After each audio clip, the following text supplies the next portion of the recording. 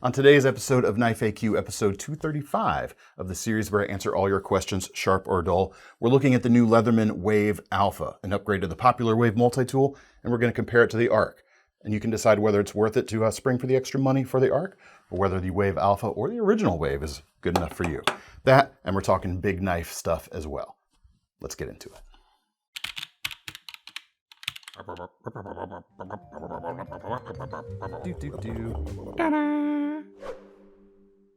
Hey everyone, David C. Anderson here coming at you from the KnifeCenter. Welcome to the series. If you're new to it, you ask questions in the comment section below these videos. We pull out some fun ones and try to answer them. Welcome to the show. Say hi to Thomas behind the camera, of course. Conestoga wagon. Continuing his tactic of saying random words to try to throw me off. It's not going to work today. Or maybe it already has. First question today is from Hoff the Great. Only real question is, what's the price difference between the Alpha and the Arc? I will tell you that, and we're going to go in depth to see kind of where it is. Let's talk about the whole Wave series, not just the Alpha. The Wave itself starts at about $120. Technically, this is already the second generation of the Wave. The new Wave, or original Wave as it came out, was slightly different than this, but it's no longer made anyway, so it doesn't matter. Leatherman's most popular multi-tool, hands down, and we're basing that on sales because it is the best-selling Leatherman multi-tool. The Wave Alpha is coming in at $200, so it is mentally seeming at least about twice as much as the standard Wave. To put that in perspective, though, price on this with G10 handles, one of the main differences you see are those handles, and the other kind of big news is the MagnaCut blade. Huge upgrade in blade steel over either of the two blades on the standard Leatherman. Is it too expensive? Well, that has been some of the commentary that's been going on, but to put it in perspective, let's look at other USA-made folders with G10 and MagnaCut. The cheapest one on the site right now is a version of the Kershaw Bel Air, coming in at about $155.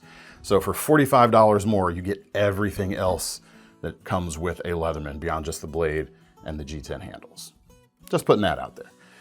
The Arc comes in about $250 right now and has a similar tool set, which we'll get into.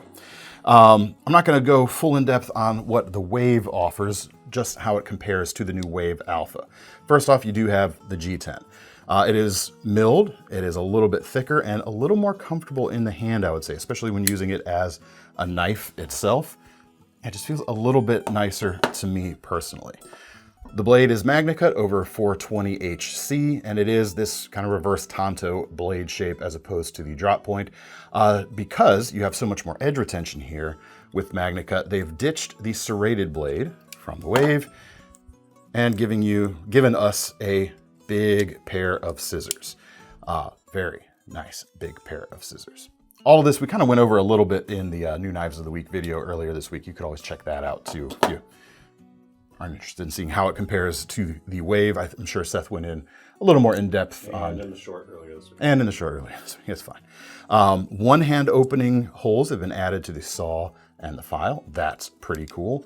On the inside, you still have the, come here, replaceable flat bit system, the can and bottle opener, the small flathead, the individual or small eyeglass driver as well, and a new awl, which wasn't in that. It's all new. It's all new. So that's what's different from the standard Wave, and it kind of puts it very similar in tool set to the Arc, which kind of took the best parts of the Wave and tweaked it in kind of similar fashion right here. One big difference you'll see from the outside, the plier jaws on the Arc are bigger, broader, not quite as narrow as it goes further down towards the pivot. Maybe they're a little bit more robust, but you lose a little bit of kind of tight space security, so to speak. The Arc does come with a pocket clip. The Wave does not. It has the MagnaCut blade in a more of a modified sheep's foot or almost a drop point shape. So a different vibe there going on versus the Wave Alpha, which you can see right there. The thing I personally like, as opposed to the Wave itself, is you have the free quote unquote free architecture here. So all of the implements are locking, all of the implements are accessible from the outside, which is not the case on the Wave, and all of them close in a finger-safe fashion. Your fingers never get in the path of the blade. But what else do we have here? We have a can/bottle opener. You have the flat bit system. Again, same kind of deal going on. You've got the same kind of deal on the other side too. The flathead, small bit. My thoughts exactly. And scraper. And actually the can opener on the other side doesn't do the bottle opening because you have that integrated into the flathead in this case. You've got one-hand opening saws and files, just like on the Wave Alpha. And you've got the scissors, which were definitely an improvement in my mind over the standard Waves scissors.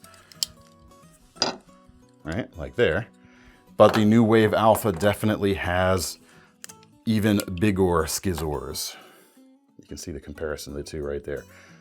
So, if scissors are the most important secondary tool to you on a multi-tool, maybe you'd want to consider the Wave Alpha over the arc. In fact, if you already have an arc and scissors are the most important thing to you, then you might want to consider downgrading, quite honestly. But for me, I personally own an arc. I love it very much. I like the one-hand operability that way. I like all of the outside accessible tools. All of that stuff is very cool. So I don't see a need to quote-unquote downgrade in my case. But yeah, that's kind of where the differences, the primary differences at least lie, I think. What I like about the arc is the handles in here are a little less pinchy when you get into tight spots. That's something the Wave has been kind of known to do. If you kind of slip off a bolt, you still have that present here on the Wave Alpha. That's, you know, the shape hasn't really changed enough to alter that. The arc mitigates that, however. So I think I got all the good main differences between these guys. Check them out. None of the Wave Alpha or the arc have the ruler on it. I know some folks were talking about that in the reveal video earlier this week. Throw it back to the comments section. How important is the ruler to you on your multi-tool? Tell me. Tell me down there. Thank you. Thank you. Oh, point I wanted to make earlier, and I don't know where there was a good place for me to ask Thomas to insert it, so I'll just say it now. It should go without saying that, well, maybe it shouldn't because I'm saying it right now. The Charge series has been discontinued by Leatherman. This Wave Alpha is kind of taking their place. And honestly, I think that's good because from a marketing standpoint anyway, because the Charge series was always just the Wave anyway. I mean, it had, you know, different handles and higher end blade steel. So, you know, what are you gonna do? Next question comes from Septis. Potential question for an upcoming segment. Not anymore. The potential has been realized. What are the most viable commercially available large form knives that could stand in for a small axe or hatchet at camp or on the trail? Let's do it. I just got back from Blade West. I got to hang out with my friend Ethan Becker a little bit. He's a big knife guy, or he's known for his big knife stuff. So I'm in a big knife mood right now. 5 brands are kind of rise to the top of the list when I'm thinking about this style of knife. We've got Becker, Essie, Tops, Condor, and Work Tough. So rather than delve like too deep into each one of them and try to flesh them out, I'm going to give you a good example from each of those brands. Starting with the Becker BK9. 9-inch 1095 Crowvan blade, clip point shape, beautifully ergonomic handles, and pretty well balanced. It's not the hardest hitting of any of these knives up here, but balance is the key. This is something that works well enough at smaller stuff, especially if you choke up the way I like to, like so. Balances out the blade really nicely, and it's not so heavy that that's too unwieldy, if you know what I mean. Allows it to be sort of a light machete stand-in as well. Really, really solid knife. Made in the USA by K-Bar. These are about 143 bucks right now. They come with this sheath right here. No more pocket on the front. They had to kind of nix that to keep costs down a little bit because, you know, everything's getting more expensive these days. But there you go. Sort of a long-running rivalry with the Becker BK9 is the Essie Hungless right here. which is about $205 right now. You do get a bit, quote unquote, more for your money. It's a longer blade, a bit over 10 inches, almost 10 and a half. You get micarta for the handles instead of injection molded, and you get a superb sheath as well. In fact, I bet a lot of the cost difference between these two knives is wrapped up in the sheath right here. Kydex, excellent backer, a lot of attachment options. Longer handle as well, so you have the ability to choke back a little bit, angles the blade down a little more. This hits pretty nicely for hatchety type things. And again, balances out well enough when you choke up for the smaller work. Really nice thing right there. Both of these knives made in the USA. The next knife, I'm gonna go with the Condor next, with the Wood Buster right here, which is about the same price as the Becker actually. Like $2 more actually, or ish. Almost $146 for this. You get an almost 10-inch blade, so the blade is a little bit longer than the Becker. You get 1075, which should be a little tougher than 1095, but it won't hold an edge quite as long as the 1095. Has a convex grind, however, and that's the one of the true beauties of this knife right here. Axes are made with convex grinds for a reason. They're very tough when, you know, choppy, which is kind of what we're talking about here. And the Wood Buster also balances out well enough for smaller work when you need to do that smaller work. Micarta handles here, contoured really nicely. Easy to mod if you don't quite like how they fit. In fact, I would personally, on the one I own, I've kind of eased these back corners just a little bit. A couple minutes with sandpaper and it was no problem. Your mileage may vary, of course. The Condor also comes with a safety feature I like. That's the forward lanyard hole. When you stretch a lanyard back, you know, through this hole and out the back, bring your hand down through it. We probably have some B-roll when we of me doing that, because we did a review on this knife way back in the earlier history of this channel. The cool thing about that lanyard system is if you drop the knife, lose your grip on it while you're chopping, it kind of stays put, which is a nice thing. In fact, on my large Becker knives, I usually take out the front bolt and, you know, use that as a forward lanyard, and I've never had any real problems with it. So that's pretty cool. Interesting, all three of those knives I either have or still do own. What'd you have to go get the inventory for? Because I put this video script, or, you know, not script. Clearly we're not scripted. I put this video together this morning, the topic. So, you know, I wasn't prepared. What can I say? Let's go to Tops next. They're the other kind of big American brand. Between, like, you know, Becker, Essie, Tops, when we're talking this trio. The popular answer here might be the Hatchet, which is a big smashy cut thing. Oh, it's technical. You know, it's a serious classification. It's an industry term. It's an industry term, exactly. My preference is actually, in this case, as much as as cool as the Hatchet is, I like the handle on the Power Eagle better, and that's purely from a comfort standpoint. I think, you know, there's a little bit more opportunity for hot spots, you know, on this, you know, beak right here, sub hilt if you want to call it, possibly, and the edge of the handle right here, and you don't get that with the Power Eagle right here. Blade thickness still nice and chunky. Price on this is where are we here? About $265, $266. With a 12-inch 1095 blade, you know, swell at the front, giving it more forward chopping momentum, and you've got forward lanyard here as well. It does come with this shock cord installed. I'm not sure my opinion on that because I've never used one in anger, so to speak, so I can only theorize. But for me personally, I would probably wind up stringing a standard forward lanyard through that anyway. Oh, let's look at the sheaths. Let's do that. The Wood Buster. Classic Condor style, you got a solid leather, thick leather sheath. And for the Power Eagle, you get a lot of sheath here. Pockets on the front, you know, keeper straps, whistle, MOLLE compatibility on the back. Yeah, all kinds of cool stuff. Work tough, unfortunately, we don't have anything kind of like in this category in stock right now. All of these other products are, generally speaking, always available. Work tough stuff comes in drops.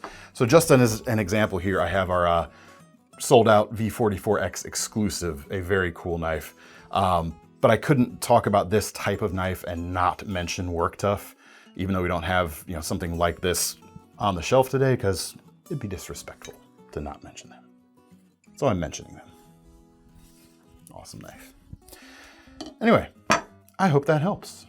All of these knives chop well, they baton well.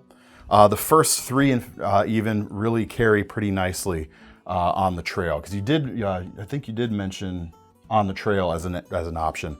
I think with either of these tops situations, I would almost always probably leave this at camp. They're maybe a bit much to hike with. Take your pick of the other three if you're going hiking, I would say. Lightning round for today. First question from Bradley Smith. Why believing/feeling a machete is safer swinging than an axe? So yeah, so this is something I've kind of said before. I don't think I said it in context of machetes, however. This is where someone will go sleuth it out and find someplace where I did say that. Please do it. But generally speaking, I prefer a large knife to a hatchet. And in some instances, I prefer a large knife to an axe. Let me tell you what those situations are.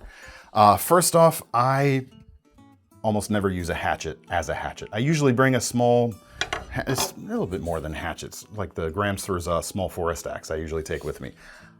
I usually use it just as a hammer. Here's the quote-unquote problem. I use that term loosely. Don't come at me, people. You know, use what works for you. The quote-unquote problem with a hatchet is the edge itself is, beyond the center line of where you're holding. So your mind is already having to compensate to figure out where that edge is. It doesn't line up with where your hand is telling you the edge on a knife would be. And it sticks down. So in the event of an overstrike and it goes glancing off, there's a not insignificant possibility that the edge could, as my friend Ethan Becker said, go hunting for your leg. That's a problem. There's something to that. With a large knife, there's no problem with overstrike. Yeah, you can still glance out of a cut, but if you overstrike, you still got edge to hold it in, to keep it from slipping out and going after you. In addition to that, this hatchet is a little bit heavier. This Prandy hatchet, which is very nice, is a little bit heavier than the BK9, and it only does hatchet stuff. Yeah, you can learn how to carve and do smaller stuff with a hatchet, but I would rather take a little bit less chopping capability with the BK9 for a safer chopping experience and a more versatile tool for my uses. That's what I'm most comfortable with. If that's not the case for you, I'm not here to fight you. Do what works for you. Axes, however, it's easier in my experience to make swinging an axe safer than it is to make swinging a hatchet safer. It's just the physics involved. It's farther away from you. It's not as as close in when you're doing the smaller stuff. You can stance yourself better, more safely, and less compromised position. This is not a lightning round answer, is it? All those lightning bugs, I guess. Sorry about that. It's good information though, so I'm going to stick with it. However, sometimes I don't feel safe swinging an axe, especially if you're in a small, cramped campsite, and especially if there's a lot of people moving around, especially little children. In those cases, instead of using an axe to split wood, I like to baton with a knife. Stick your blade on the top here, use another stick to drive it through. And there will be people firing up their comment engine right now saying that is abuse, you should never do it, manufacturers will void your warranty, None of those things are strictly 100% true all of the time. And if your modernly built knife is built well, it can stand up to the task, provided your technique is good. You're not, batoning it off angles and, doing stupid stuff with how you're hitting it. Those situations, I would say an axe or a knife is safer. And even if it did, Essie's warranty is pretty good. Oh, Essie actually has sort of a hall of shame. They've stopped bringing it around to the shows as much anymore.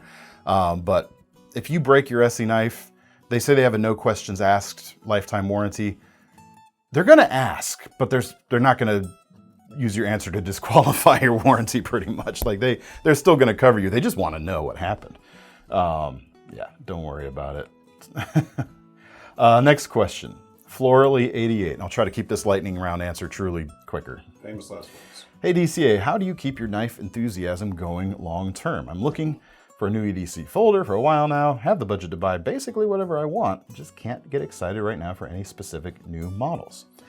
The knife hobby is cool, not just because of the knives, but the people you can share them with. And my thing, the way I keep my enthusiasm higher, is I go hang out with knife people. I was just at Blade Show West this past weekend, and then went and hung out for a few days after, as I mentioned, with Ethan Becker. It recharges you. It gets the juices flowing. You get excited. You get refreshed. Just because you have the money burning a hole in your pocket and nothing's speaking to you yet, just hang on to it. Something will eventually, and grab that. In the meantime, go say hi to some folks. Now we come to our finalist question of the day, which is, of course, our most seriousest question of the day, which comes from J526. I need something to help me get fake work done. Can you help me?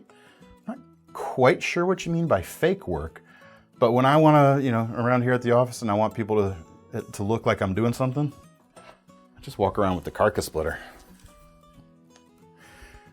And no one bothers me, Actually, this keeps my knife enthusiasm going too. Just pick this up every once in a while. Good carcass splitter. We love you very much. That's all for today, folks. Keep your questions coming, please. Keep your most serious questions coming as well. Drop them in the comments, and maybe we'll feature it in a future episode. Let me know your answers as well. Are you picking up a Wave Alpha? Do you already have an ARC? Do you like the Wave Alpha better? Or are you debating an ARC or a Wave Alpha? Or is the standard Wave good enough for you? Drop it down below. Or are you one of the people that has an original Wave that hasn't been made in like 25 or whatever years? Comment section's where you should sound in.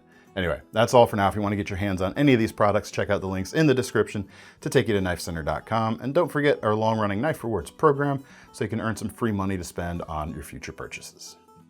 I'm David C. Anderson from the Knife Center once again, and that is Thomas behind the camera. See you next time.